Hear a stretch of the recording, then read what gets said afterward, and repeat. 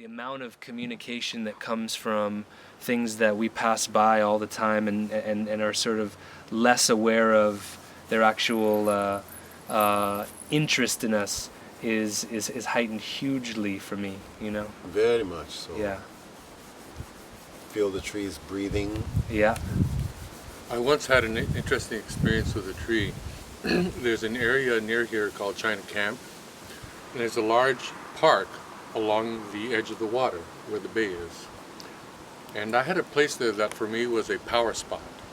And I used to love going there, meditating, tuning in. And there was a tree right next to where I'd like to stand by the water and play my flute and receive ideas. I had a little notebook in my pocket. Once I had this experience where I went there and I was totally bummed out. I don't remember why. Maybe I'd broken up with a girlfriend or something. I don't remember what the reason was, but I was totally depressed. And I went there hoping to receive some kind of comfort or solace. So I went to my usual spot. Believe it or not, I felt the deva of that tree come out. Normally they stay where the tree is. Come out to where I was, give me a big hug, like an older brother hugging a younger brother to comfort him. And I'd never experienced anything like that, ever.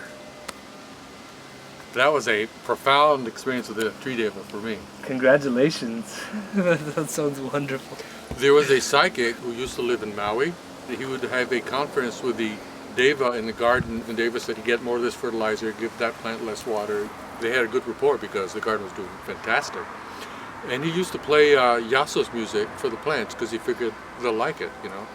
So one particular conference they were having one particular week, the deva was telling him all the things he should do to make the garden better. And one of the things he said was, get more Iasos music. I was here for the 1993 or 1994 earthquake in Southern California. Oh yeah, in Northridge. Near Santa Monica. And I was supposed to do a radio program called Morning Becomes Eclectic. Right. Before I finished and left the station, the station hosts had just received fax, a picture of two white cats, and it said, these are my two cats. They've been in the closet since the earthquake. They came out when they heard your music on the radio. Nice. Wow. Wow. That's awesome. Wow. Yeah. That's beautiful. There was a time in transition in New York, living in New York, as you use the term, broke up with my partner, and I decided to use an opportunity to live homelessly for about 3 or 4 days on the subways, just to experience it before actually moving to living with my mother. But anyhow, during those 3 or 4 or 5 days, I found out which subways were the warmest during the winter.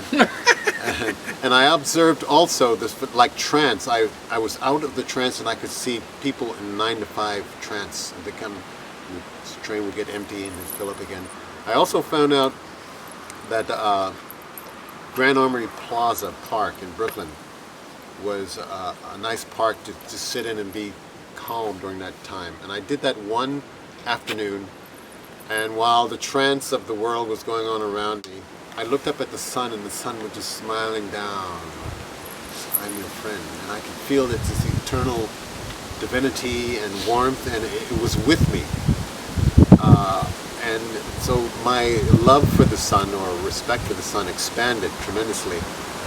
It was a spiritual teacher later on who pointed out the connection between my consciousness shifts in the 70s and wearing an orange, that I was using color to articulate this transformation of leaving the old self behind and moving into the new self.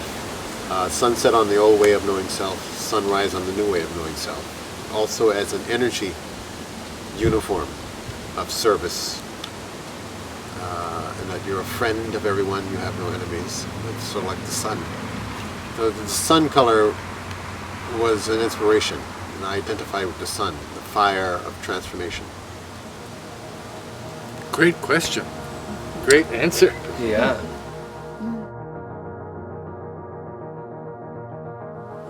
You asked when I became aware of eternal now. Now. when a consciousness is functioning within a specific time-space matrix, there is the subjective linear sense of the flow of time.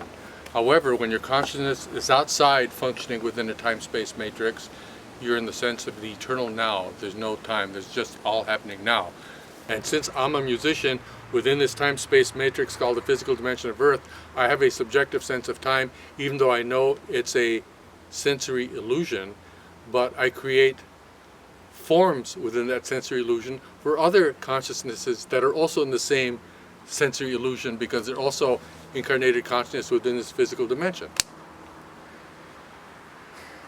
Yeah. I created an album called Timeless Sound. I'm sure Laraaji's done very similar things. And because we both know that's really all happening right now, which is why in universal music, there's such a sense of continuous flows of sound, like they're going nowhere.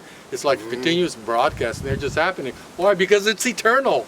We were never born, we were never started, there's no Big Bang at the beginning of the universe. It's always existed. The scientists can't get themselves around the thought that the universe has always been here. It didn't have a beginning, but in fact it didn't. It's always been here. There's no start. Well, the universe is expanding. Yeah, it pulses in and out, just like breathing pulses in and out. Right now it's expanding, so they think, well, there must have been a Big Bang, but there wasn't. It just pulses in and out.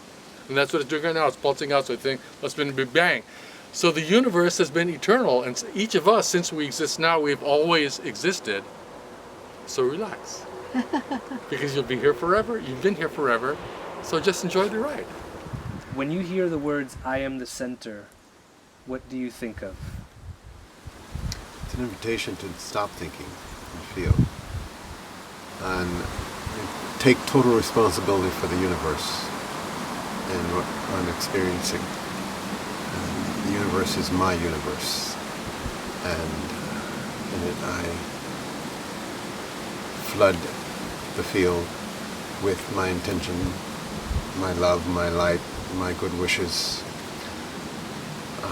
my highest sense of what is possible and what is truth.